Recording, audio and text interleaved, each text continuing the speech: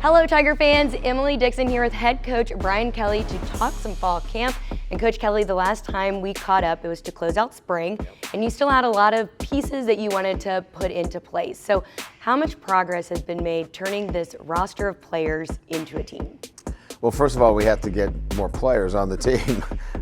Bringing that freshman class in, certainly some of the transfers that we talked about have all contributed. And I think, some of the freshmen coming in have really surprised. And I think it's going to be a great mix. I mean, we're going to have some veteran players that obviously played, for LSU last year, but you're also going to see some transfers and some true freshmen. So this is going to be a great mix of, young and old. And I always think, as a head coach, that's a great mix.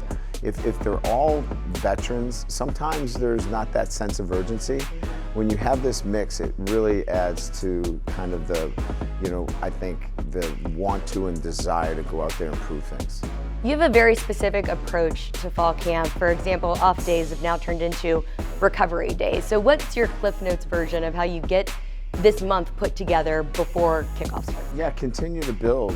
Like today we'll weight train, and weight training is really important. I think, a lot of people have this understanding that you're in a maintenance program. We want to continue to get stronger. And so, we want to peak sometime in November and December when, those games obviously move towards championship games. And, I've always felt that October is for pretenders, November is for contenders. And so, you want to work towards that. So this time is really important that you continue to build your strength, you continue to work towards, whether you're gaining weight or losing weight, you're still putting on the right weight. And so recovery days are important, but these days that we were out practicing, we got to go back into the weight room. And so our guys understand that they've got to take care of themselves. Even if we're not practicing, they've got to get off their feet, they've got to eat right, and you've got to be intentional. And I like the way our guys have handled it. Your staff has had to essentially learn a whole new roster, which made spring ball like an audition of sorts. So now that the roster is more familiar, where does the focus shift these next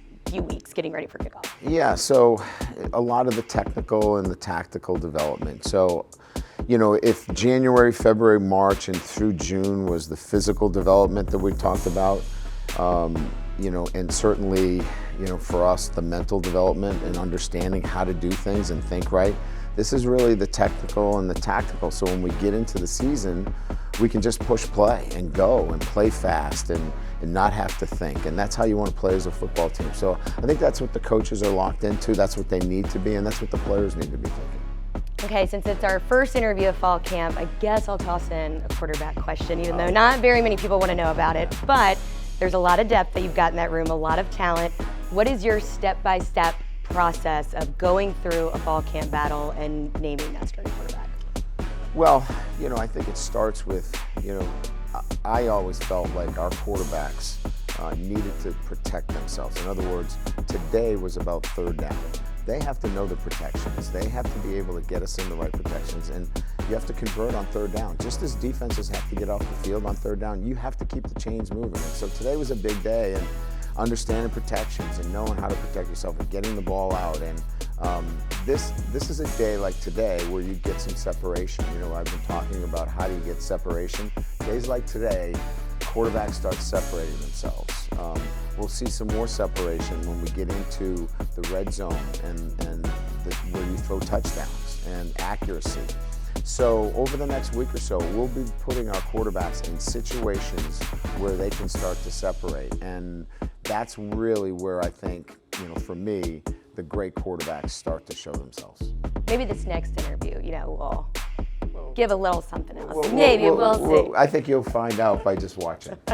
Well, we had a great spring ball, very nice weather and everything. Now you've actually really got acclimated in these first 7 practices to Louisiana weather. We've had a couple rainy ones, including today. How's that been a little different than? We've had some warm days, but our guys conditioned outside all summer. So I think they're in really good physical condition. We've been smart with them too. I mean, we've gradually moved them to the level where we're at about a 2-hour practice. We didn't start that way, and I think it's the smart way to do it. And we don't have soft tissue injuries. Our guys are feeling good, and we'll continue that track leading right up to game week. Thanks a lot. We've got a couple more weeks to follow through fall camp, so looking forward to it. Thanks, Sam. Appreciate it.